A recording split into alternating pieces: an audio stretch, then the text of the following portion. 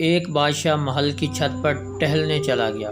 ٹہلتے ٹہلتے اس کی نظر محل کے نزدیک ایک گھر کی چھت پر پڑی، جس پر ایک بہت خوبصورت عورت کپڑے سکھا رہی تھی۔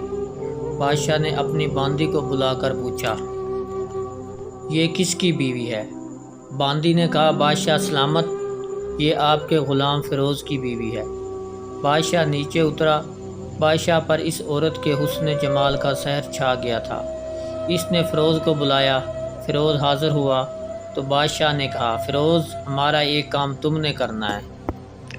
ہمارا یہ خط فلاں ملک کے بادشاہ کو دے کر آؤ، اور اس کا خط کا جواب بھی اس سے لے کر آنا۔ فیروز اس خط کو لے کر گھر واپس آ گیا۔ خط کو اپنے تکیے کے نیچے رکھا، سفر کا سامان تیار کیا، رات گھر میں گزاری اور صبح منزل مقصود پر روانہ ہو گیا۔ وہ اس بات سے لا علم تھا کہ بادشاہ نے اس کے ساتھ کیا چال چلی ہے۔ ادھر فیروز جیسے ہی نظروں سے اوجھل ہوا، بادشاہ چپکے سے فیروز کے گھر پہنچ گیا۔ بادشاہ نے دروازہ کھٹکھٹایا۔ فیروز کی بیوی نے پوچھا، کون ہے؟ بادشاہ نے کہا، میں بادشاہ ہوں، تمہارے شوہر کا مالک۔ تو اس نے دروازہ کھولا۔ بادشاہ اندر آ کر بیٹھ گیا۔ فیروز کی بیوی نے حیران ہو کر کہا، آج بادشاہ سلامت ہمارے غریب خانے میں؟ بادشاہ نے کہا، میں یہاں مہمان بن کر آیا ہوں۔ فیروز کی بیوی نے بادشاہ کا مطلب سمجھ لیا، میں اللہ کی پناہ چاہتی ہوں۔ آپ کے اس طرح ہمارے گھر آنے سے مجھے کوئی خیر نظر نہیں آ رہی۔ بادشاہ نے غصے میں کہا، اے لڑکی، کیا کہہ رہی ہو تم نے مجھے پہچانا نہیں ہے؟ میں بادشاہ ہوں، تمہارے شوہر کا مالک۔ فیروز کی بیوی نے کہا، بادشاہ سلامت، میں جانتی ہوں کہ آپ ہی بادشاہ ہیں، لیکن بزرگ کہہ کر گئے ہیں، شیر کو اگر جتنی بھی بھوک لگی ہو لیکن کبھی بھی وہ مردار نہیں کھاتا۔ اور کہاں بادشاہ سلامت، تم اس کٹورے میں پانی پینے آ گئے ہو جس میں تمہارے کتے نے پانی پیا ہے۔ بادشاہ اس عورت کی باتوں سے بہت شرمسار ہوا اور اس کو چھوڑ کر واپس چلا گیا، اپنی چپل وہیں بھول گیا۔ یہ سب تو بادشاہ کی طرف سے ہوا۔ اب فیروز کو آدھے رستے میں یاد آیا کہ جو خط بادشاہ نے اسے دیا تھا وہ تو گھر پر ہی چھوڑ آیا ہے۔ اس نے گھوڑے کو تیزی سے واپس موڑا اور اپنے گھر کی طرف چل پڑا۔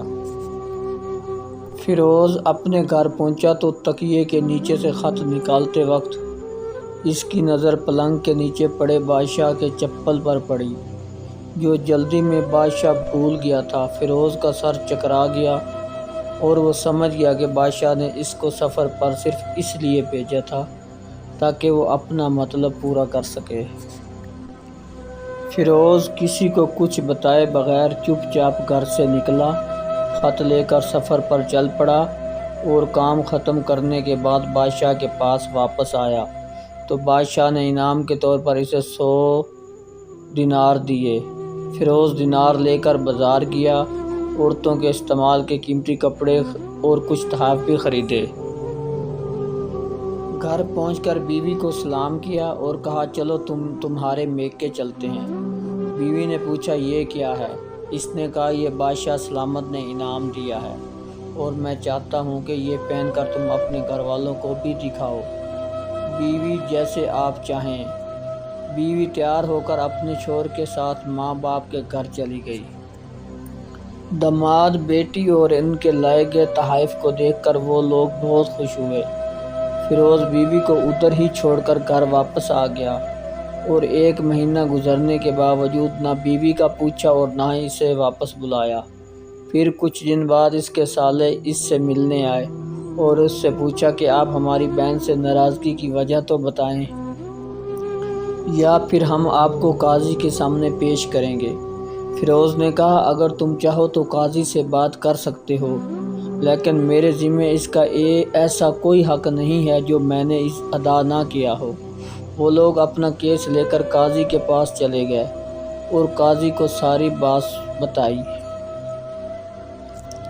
قاضی نے فیروز کو بلایا۔ قاضی اس وقت بادشاہ کے پاس بیٹھا ہوا تھا۔ لڑکی کے بھائیوں نے کہا، اللہ بادشاہ سلامت اور قاضی صاحب کو قائم اور دائم رکھے۔ قاضی صاحب، ہم نے ایک سرسبز باغ، پھلوں سے بھرے ہوئے درخت اور ساتھ میں ایک میٹھے پانی کا کنواں ان کے حوالے کیا، لیکن ہم اس سے باغ واپس کرنے کی وجہ پوچھنا چاہتے ہیں۔ قاضی پھر فیروز سے مخاطب ہوا۔ ہاں فیروز، تم کیا کہنا چاہتے ہو اس بارے میں؟ فیروز نے کہا، قاضی صاحب، میں نے باغ کسی بغض یا نفرت کی وجہ سے نہیں چھوڑا، بلکہ اس لیے چھوڑا ہے کہ ایک دن میں اس باغ میں آیا تو اس میں نے شیر کے پنجے کے نشان دیکھے، تو مجھے خوف ہوا کہ شیر مجھے کھا جائے گا، اس لیے شیر کے ڈر کی وجہ سے میں نے باغ میں جانا بند کر دیا۔ بادشاہ جو ٹیک لگائے یہ سب کچھ سن رہا تھا، اٹھ کر بیٹھ گیا اور بہت حیران ہوا اور کہنے لگا، فیروز، تم اپنے باغ کی طرف سے امن اور مطمئن ہو کر جاؤ، واللہ اس میں کوئی شک نہیں کہ شیر تمہارے باغ میں آیا تھا، لیکن وہ وہاں پر نہ تو کوئی اثر چھوڑ سکا اور نہ ہی کوئی پتا توڑ سکا اور نہ ہی کوئی پھل کھا سکا۔ وہ وہاں پر تھوڑی دیر رکا اور مایوس ہو کر واپس لوٹ گیا۔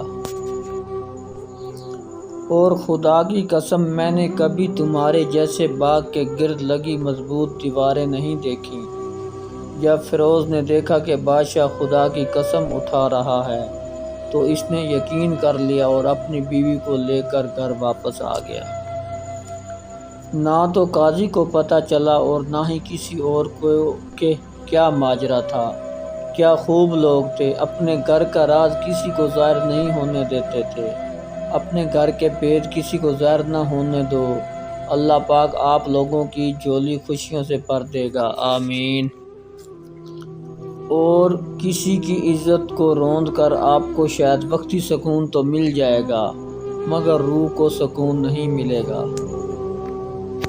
بزرگ فرماتے ہیں، اپنی عورتوں کو یہ چند کام کبھی مت کرنے دینا، ورنہ رزق میں بے برکتی اور غربت آ جائے گی، اور جتنا بھی مال کما لو کچھ پتہ نہیں چلے گا۔ نمبر 1، کبھی بھی رات کو گھر میں جھاڑو مت لگاؤ۔ نمبر 2، کبھی بھی ننگے سر کھانا مت پکائیں۔ نمبر 3، مٹی یا چینی کے برتن ٹوٹے ہوئے استعمال نہ کریں۔ نمبر 4، صبح فجر سے سورج ہونے تک کبھی نہ سوئیں۔ نمبر 5، اس سے رزق میں سے برکت اٹھ جاتی ہے۔